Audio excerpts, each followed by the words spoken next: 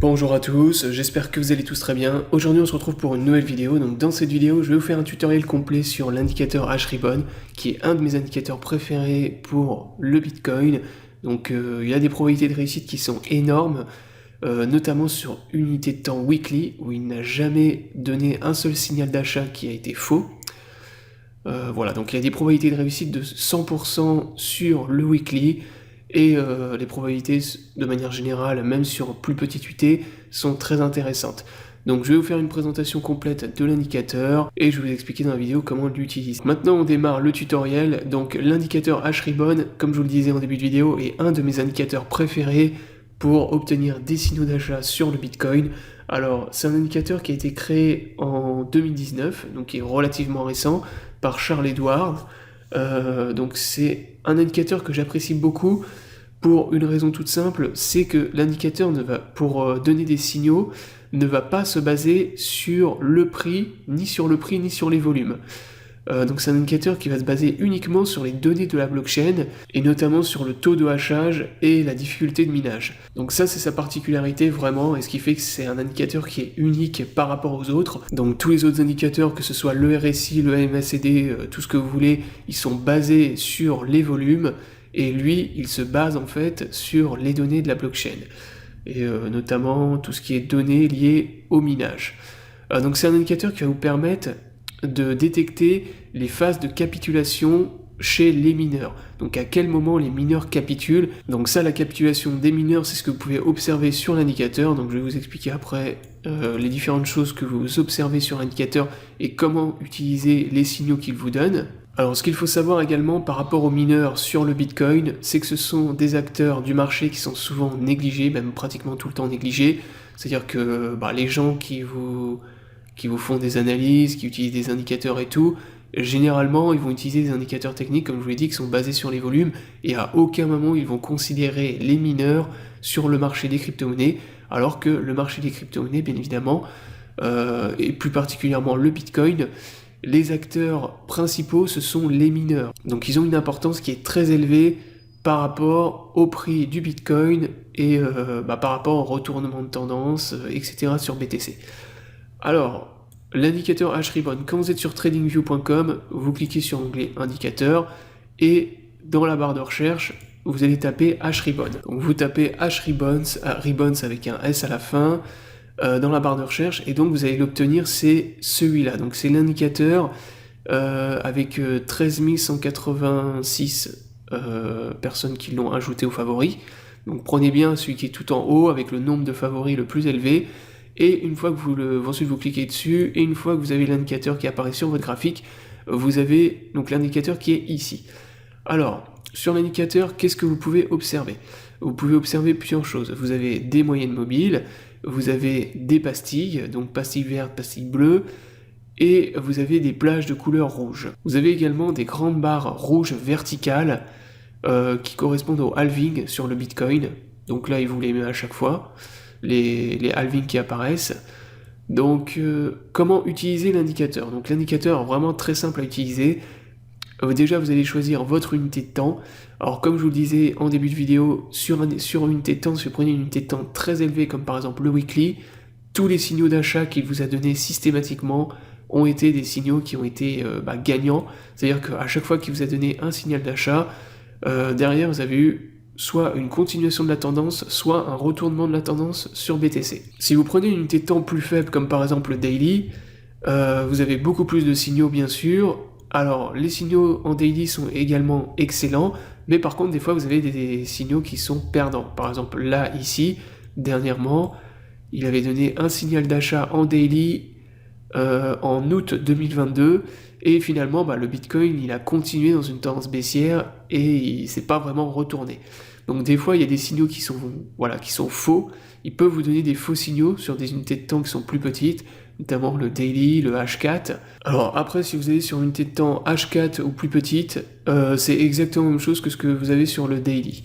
Donc en gros, cet indicateur-là, vous l'utilisez avec unité de temps daily et weekly. Et comme je vous le disais, en daily, vous avez plus de signaux, un peu plus de signaux, mais des probabilités de réussite qui sont légèrement plus faibles. Mais ça reste un excellent indicateur, encore une fois. Là, par exemple, vous pouvez voir qu'il vous a donné un signal d'achat buy ici en janvier 2023, donc juste avant durant le retournement de la tendance. Et là, à ce moment-là, il y a eu une continuation de la tendance, ce qui fait que si vous aviez acheté à ce moment-là, vous auriez pu revendre beaucoup plus haut.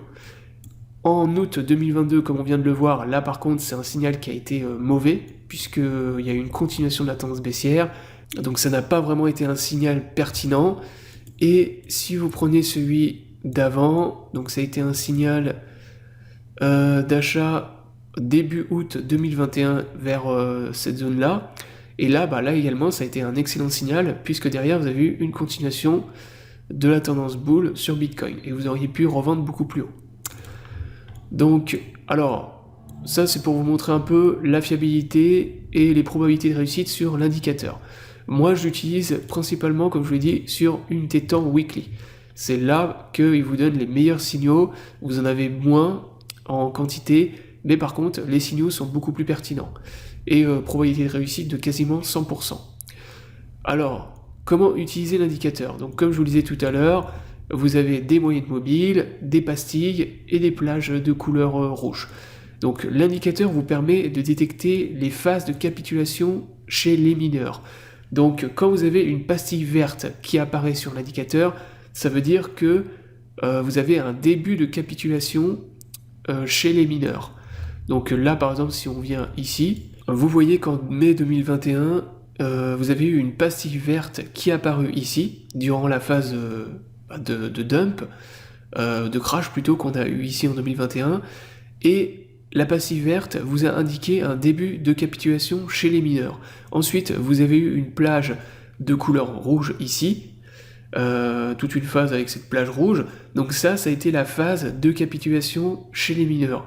Ensuite, vous avez les moyennes mobiles qui se sont croisées ici, donc les moyennes mobiles du taux de hachage et de difficulté de minage se sont croisées, et ça vous a donné un signal d'achat avec une pastille bleue ici. Donc les pastilles bleues, ce sont les pastilles de signal d'achat qui vous indiquent la fin de la capitulation chez les mineurs, et donc le moment où les mineurs ne capitulent plus et recommencent à miner, etc. Donc ça, c'est un signal d'achat. Donc ce qui est le plus important dans l'indicateur, pour vous, ça va être vraiment la pastille bleue, où il y a écrit buy en bleu. Donc c'est cette pastille-là qui va vous donner le signal d'achat sur le Bitcoin. Donc soit vous pouvez en obtenir soit dans des continuations de tendance. Là par exemple durant le bull market en 2021, vous avez eu un signal d'achat ici en novembre 2020, et là vous avez eu une continuation de la tendance. Soit vous pouvez en obtenir pour des retournements de tendance, ce qui là a été le cas. Par exemple, vous a donné un signal d'achat ici en août 2021, et il vous a validé en fait un retournement de la tendance sur Bitcoin, et donc une opportunité d'achat pour les gens qui voulaient se positionner. Alors ça, c'est pour l'utilisation de l'indicateur. Donc le point positif de l'indicateur, c'est les signaux d'achat qui sont très clairs à identifier. Vous avez des signaux d'achat qui sont très fiables, notamment sur UT Weekly. Par contre, l'inconvénient de l'indicateur, c'est qu'il va vous donner des signaux d'achat, mais il ne va pas vous donner des signaux de vente. C'est-à-dire que vous ne pouvez pas utiliser cet indicateur pour revendre ensuite, pour obtenir des signaux de vente et prendre vos profits sur les achats que vous avez obtenus.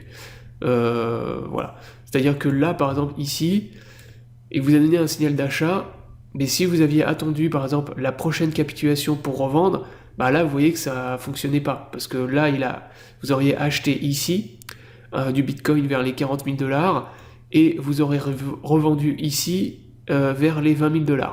Donc ça, vous ne pouvez pas utiliser cet indicateur pour revendre. C'est uniquement pour obtenir des signaux d'achat. Après, c'est à vous de trouver une autre stratégie, ou d'utiliser un autre indicateur pour prendre vos profits plus haut et revendre à un prix qui est plus élevé. Dernière chose, encore une fois, avant d'acheter en utilisant cet indicateur, vous devez bien attendre l'apparition d'une pastille bleue avec buy qui apparaît, puisque des fois vous voyez que vous avez des phases de capitulation, comme par exemple ça a été le cas ici en weekly.